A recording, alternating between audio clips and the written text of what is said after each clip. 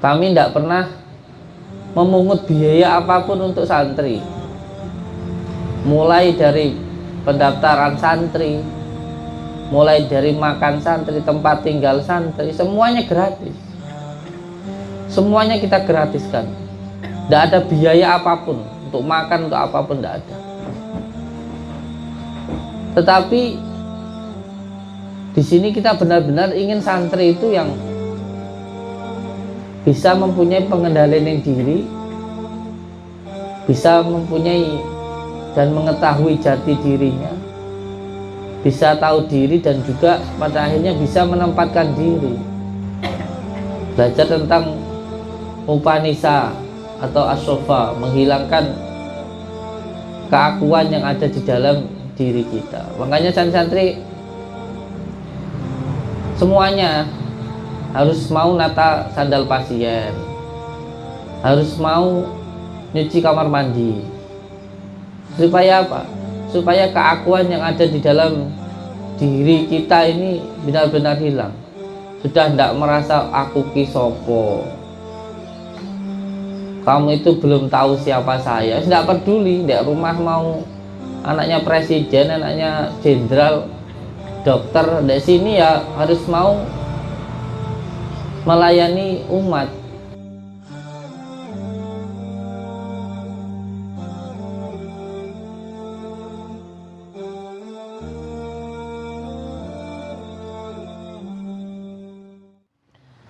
Alhamdulillahirabbil alamin. Assalamualaikum warahmatullahi wabarakatuh.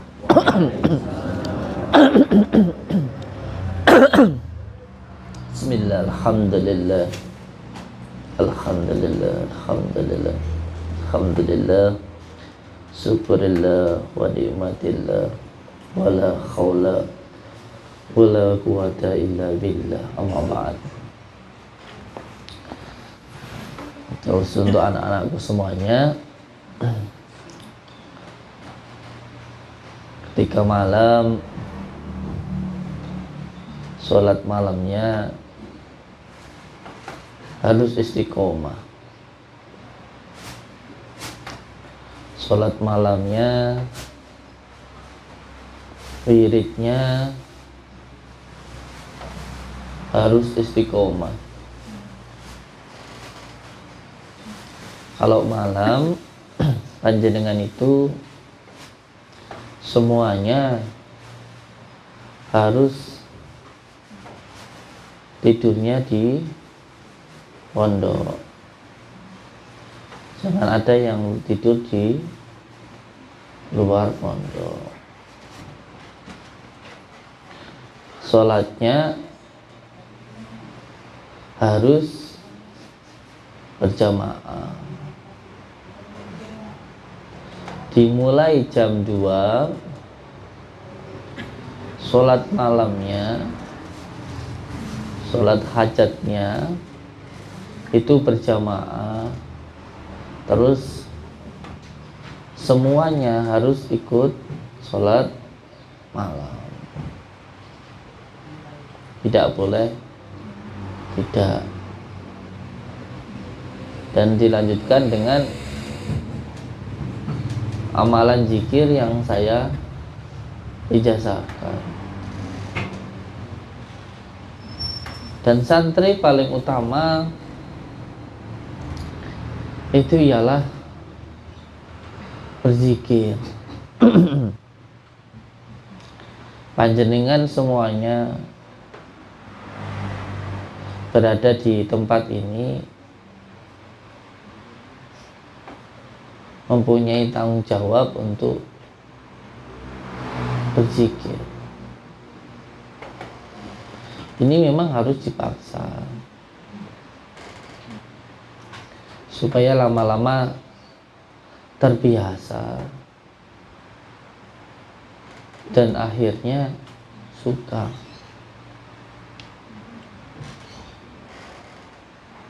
Kalau panjenengan nanti sudah suka dek manapun itu, entah itu di gua, entah itu di kuburan, entah itu di sungai, dimanapun, panjenengan nanti akan tetap melakukan itu karena sudah suka. Kalau panjenengan langsung mengikuti langkah saya, ya tidak akan mampu. Kalau panjenengan setiap malam tidak tidur, saya sudah hampir 5 tahun tidak pernah tidur malam.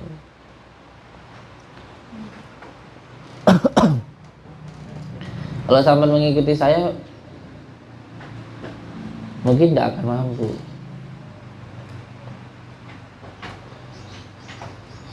Kalaupun mampunya dari setelah isya, setelah pengobatan tidur, terus nanti bangun malam untuk menjalankan sholat isya sekalian sholat malam, itu lebih bagus.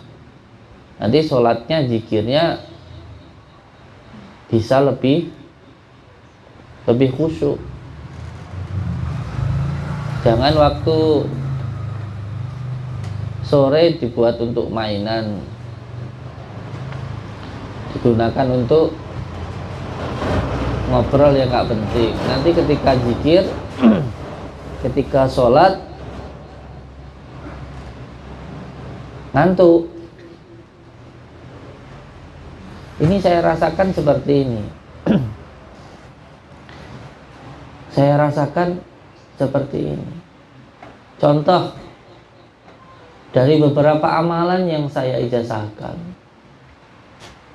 itu santri belum ada yang bisa mancing ke dalam kolbunya, ke dalam hatinya maupun ke dalam jisimnya, itu belum. Nah terus kalau belum mancing, terus selama ini ngapain? Jangan mudah terpengaruh terpengaruh karena ujian, terpengaruh karena uang, terpengaruh oleh hasutan, terpengaruh oleh keadaan. Jangan gampang seperti itu.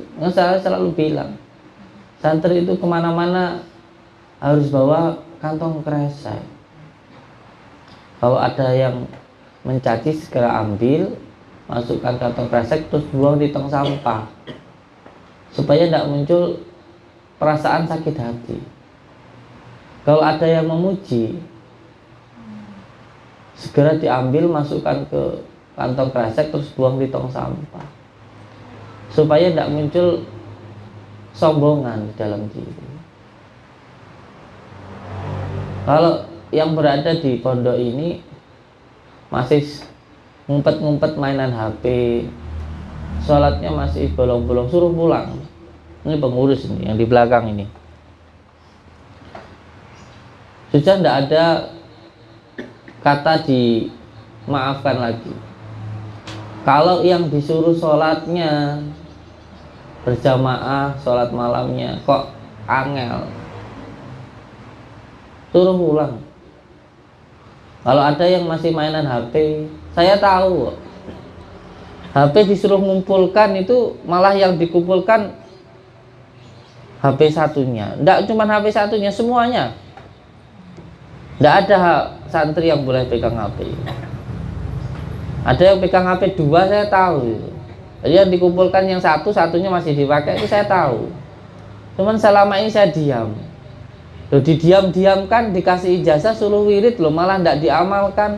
Sholatnya jarang, malam tidak pernah ada. Terus dek pondok ini mau ngapain gitu loh. Dek pondok itu mau ngapain?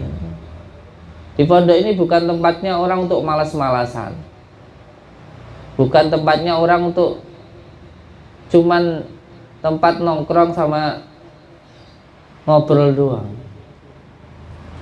Di pondok ini saya tampung hanya orang-orang yang mau untuk berzikir, hanya orang yang mau untuk beribadah, berjalan mendekat kepada Allah. Yang tidak mau, ya silakan pulang. Pondok ini memang gratis. Pondok ini memang gratis. Kami tidak pernah memungut biaya apapun untuk santri, mulai dari pendaftaran santri, mulai dari makan santri, tempat tinggal santri, semuanya gratis. Semuanya kita gratiskan. Tidak ada biaya apapun untuk makan, untuk apapun tidak ada. Tetapi di sini kita benar-benar ingin santri itu yang bisa mempunyai pengendalian diri, bisa mempunyai dan mengetahui jati dirinya, bisa tahu diri, dan juga pada akhirnya bisa menempatkan diri. Nah, kalau santri tidak mau sholat malam, tidak mau zikir, terus mau apa di sini? Pulang aja. Karena yang saya harapkan ketika panjenengan sholat malam, zikir, di makanan yang jenengan makan, ketika digunakan tenaganya untuk zikir, untuk sholat malam, itu nanti akan mendoakan orang-orang yang memberikan jenengan makan tadi. Lah kalau sekarang kita dapat makan ini dari pasien, dari tamu-tamu yang datang, terus dapat makan cuman buat mainan HP, cuman buat main ke sana ke sini, terus mubah, nggak ada manfaatnya apa-apa orang-orang yang memberikan sedekah kepada kita kayak gitu. Dan di sini kita santri itu harus belajar tentang as-sofa, al-jafa, dan al-wafa. Belajar tentang upanisa atau as-sofa, menghilangkan keakuan yang ada di dalam diri kita. Makanya santri semuanya harus mau nata sandal pasien, harus mau nyuci kamar mandi. Supaya apa? Supaya keakuan yang ada di dalam diri kita ini benar-benar hilang. Sudah tidak merasa aku ki sopo,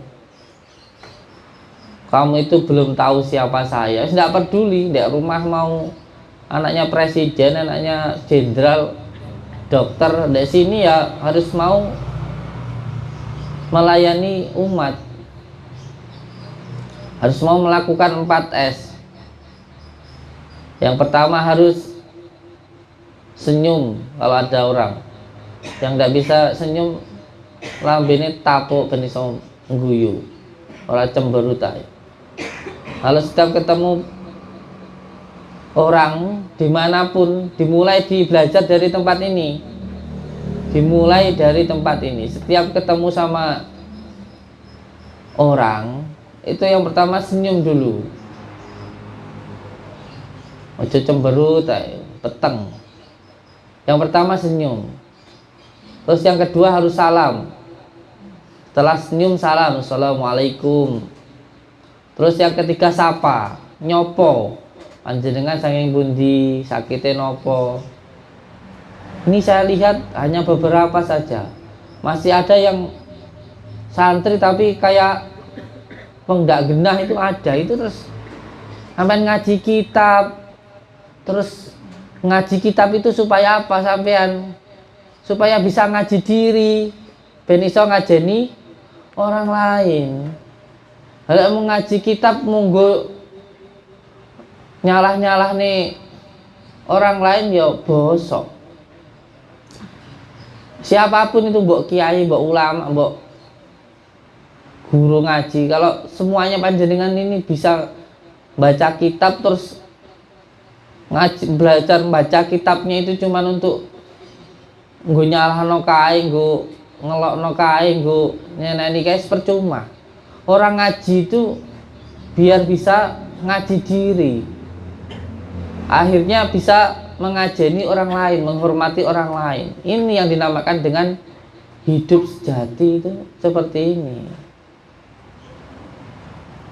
Jadi panjenengan semuanya ini paksaan gitu loh, daripada nanti saya yang maksa malah jelek.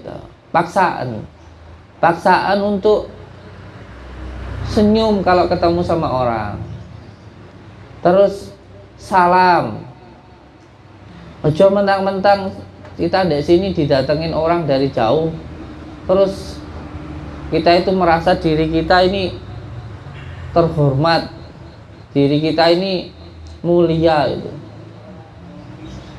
Malah saya pengen jenengan itu kalau ada orang datang, sandalnya ditata, dipel tempatnya. Supaya apa? Supaya menghilangkan keakuan yang ada di dalam diri kita ini. Tidak merasa diri kita ini paling bagus, tidak merasa diri kita ini paling berharga.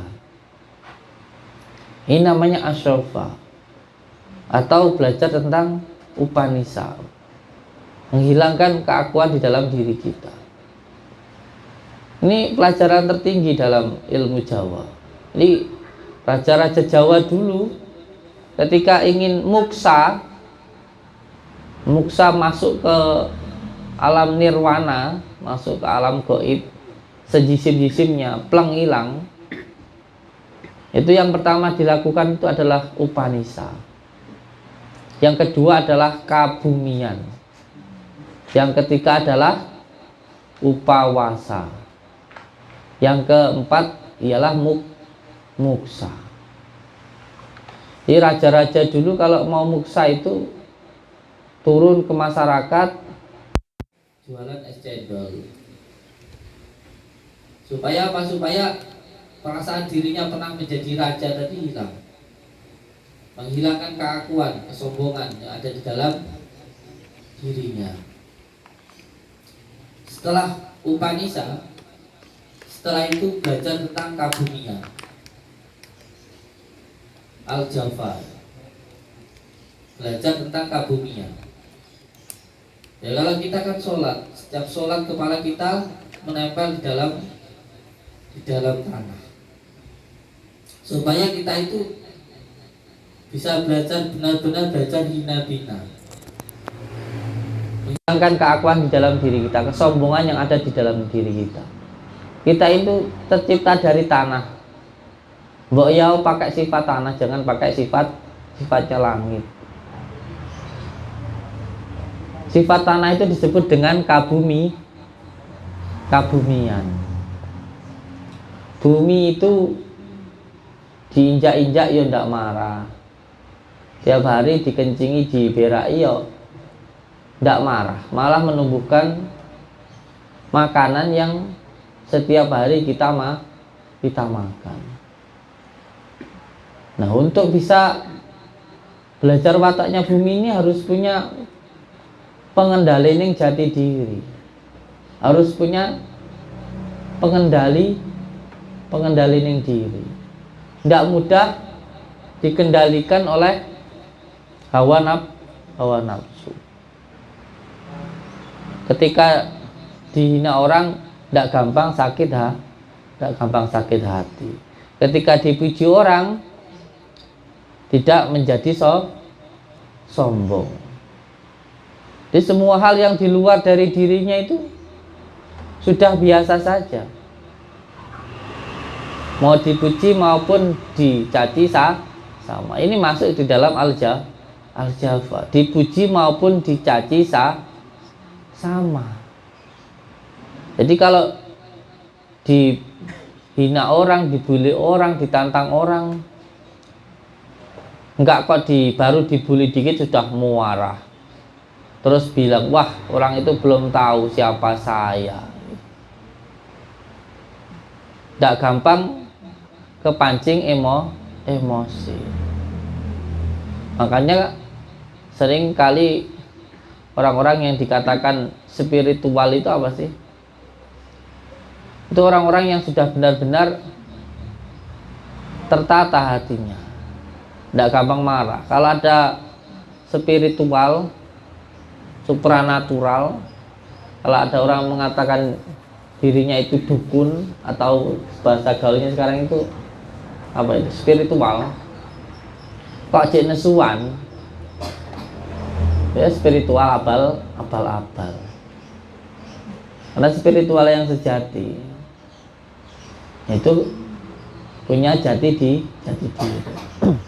Tidak mudah dikendalikan oleh hawa nafsu, oleh amarah, nafsu amarah, dan juga nafsu-nafsu yang lain.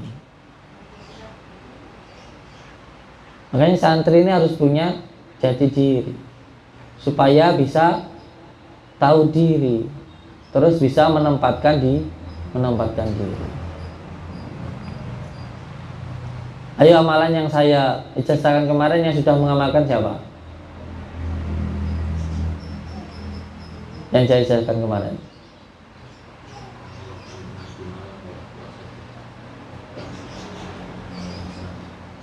Belum, sudah ada yang hafal belum?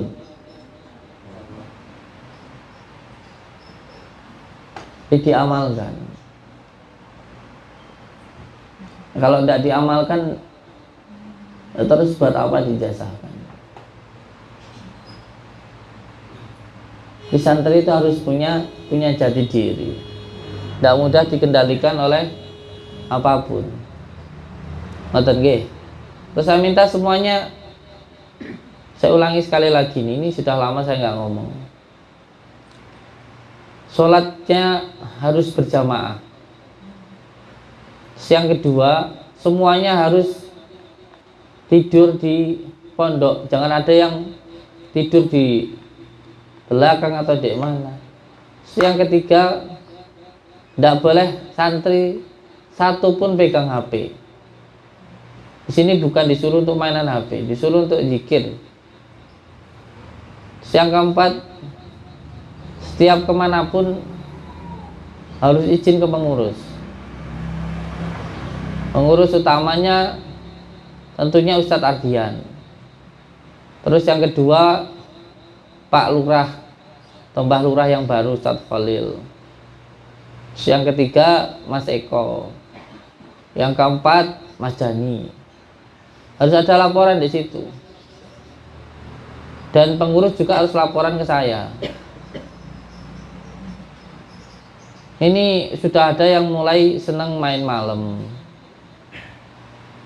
Sudah ada yang mulai senang tidur di tempat yang lain. Ini nanti HP-nya semuanya dikumpulkan. Tidak ada boleh satu santri pun yang boleh mainan HP. Kalau ada yang ketahuan main HP disuruh pulang. Paham ya? Nggih. Selanjutnya monggo semuanya di belakang pasien santri dan ikuti bacaan-bacaan yang saya baca, tekan di bagian titik kahilnya.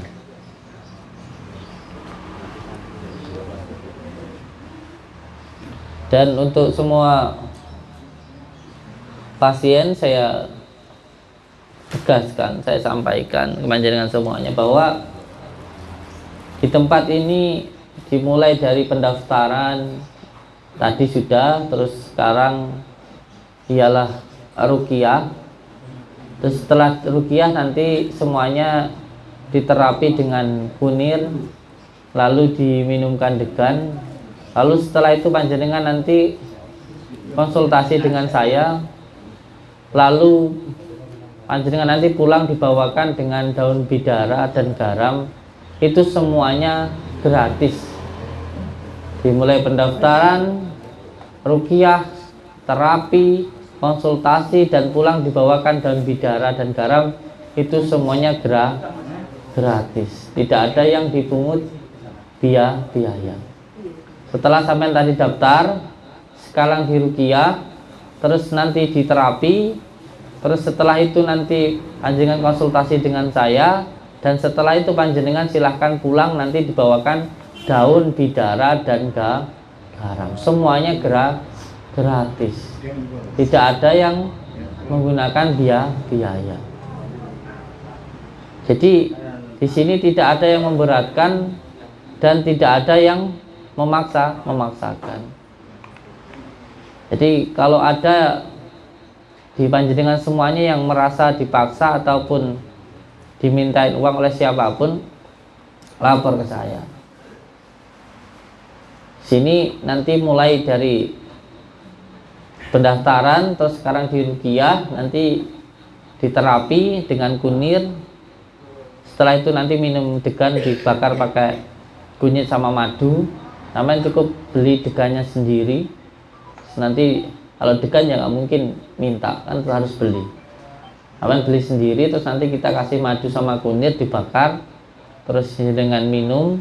Setelah itu nanti konsultasi dengan saya, lalu nanti pulang dibawakan daun bidara dan garam, itu gratis.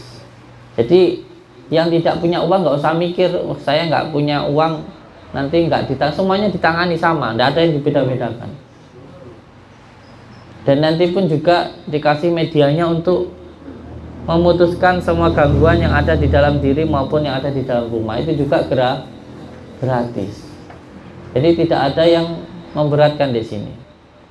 Yang mau penanganan khusus ya monggo, yang enggak pun juga enggak apa-apa. Jadi tidak ada yang memberatkan. Terus kalau ada yang mau penanganan khusus kok enggak mampu, ya enggak usah, kan itu. Enggak ada yang dipaksa di sini. Sama saja. Paham ya?